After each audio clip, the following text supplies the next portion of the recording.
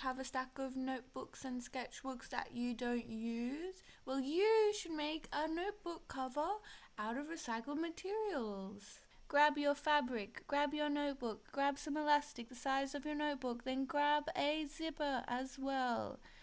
And then we're going to start with the zipper pocket. So create a tube in the fabric, the width of the notebook, in both your lining and your cover material. It can be the same if you want. I'm just using 2 different colors. So yeah, you want 2 rectangles the same size. Line them up with the bad sides facing each other. The zipper should be face down on the good side. Pin it all together, and then we're going to sew down the line as close to the zipper as you can. So use a zipper foot if you have it. Then we're going to fold it back over and sew down again so it's nice and flat. And you want to do the same on the other side. So the top of the zipper that should be facing upwards is going to be face down on the good side, the side that you want to see. Pin it and sew down.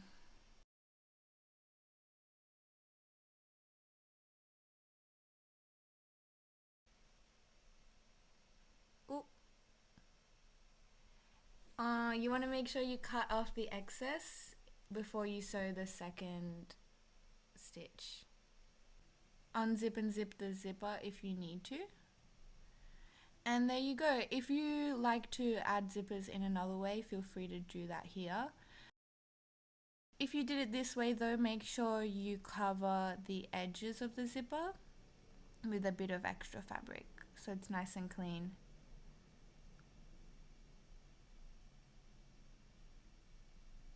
Be very, very careful not to sew through the metal in the zipper. Most zippers are made out of plastic, so it's fine for your machine to go through, but there are parts with metal, so be careful not to sew through that. Perfect. Now you finish the zipper pocket, and you can set that aside. Now we're going to move on to cutting the rest of the pattern pieces if you haven't done that already.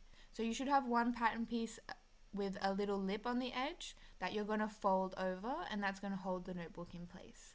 The other pattern piece does not need that extra lip, so it can just be the size of the notebook. So you have one piece the size of the notebook, and then one piece the size of the notebook plus an extra lip.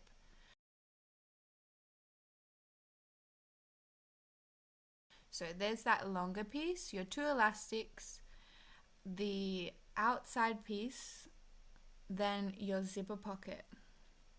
It's almost all the pieces. We just need to do one last piece before assembly, and that's the loops. This is optional, but I recommend it. You can add them anywhere you like and make them whatever size you like. I'm adding 3, 1 for a carabiner and 2 for pencils. So I just made it longer, and I'm gonna cut off the ugly parts and then cut it into 3 separate loops. Now we can move on to assembly. So first, place the cover piece with the good side facing up. You want to place the elastics there, and these loops, you have to make sure that the loops are facing inwards.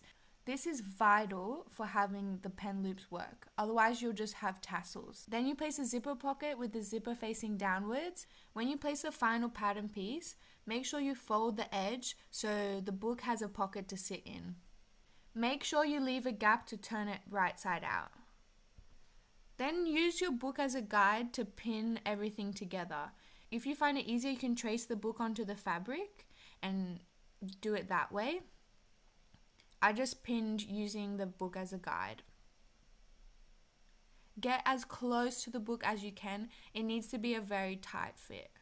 Don't rush this step. Take your time pinning the pieces together. Make sure the elastics are in the right places and they're not twisted. You also have to make sure that the loops have enough length for your desired pens to fit in it. And make sure all the loops are in the right places that you want.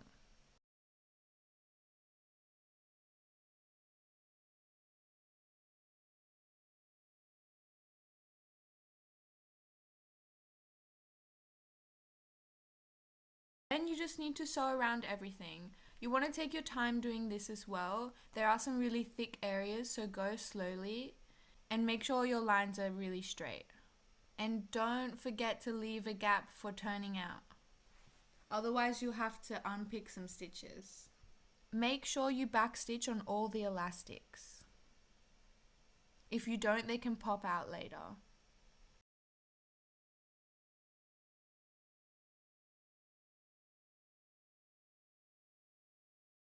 At this stage, you want to check that the loops have enough space for all the pens you want to fit. If not, you'll have to unpick and re-stitch it. Then we're going to cut off the excess.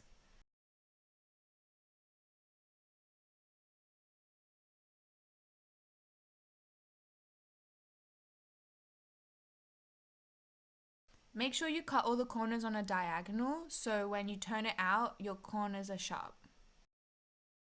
Once you've cut off the excess, do a zigzag stitch all the way around.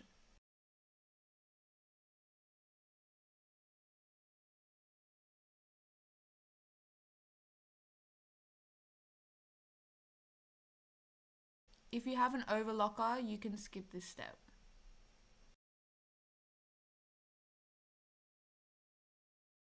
If you're worried about the elastics or loops, you can backstitch over them again. Then you're going to turn the whole thing right side out.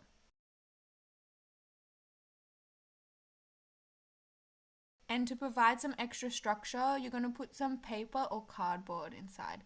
If you're using paper, use multiple sheets. I had some cardboard. I just need to cut it to size and tape it together. You want this insert to be the exact size you need, otherwise it's difficult to get it flat. Roll it and stuff it inside the hole. This step can take some time and patience. Make sure all the paper's flat and to every corner. You could probably use a light plastic like an acetate or any other kind of sewing material to give structure. Just do what you're comfortable with. Then you're going to sew the gap closed. I broke a needle. So go very slowly, it's really thick. Then you want to quilt down some areas. I'm just using a straight stitch and going straight down. You can use any stitch that you want. Just make sure they're nice and uniform. You just want to sandwich the piece of paper between the fabrics nice and firmly so it doesn't budge.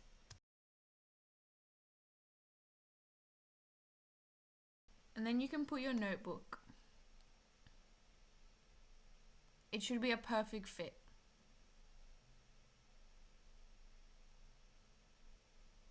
And you're done.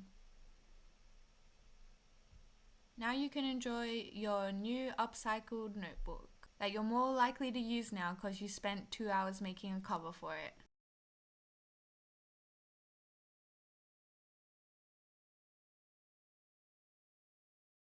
You can hook it on a lanyard and use it any way you like. Feel free to ask me any questions.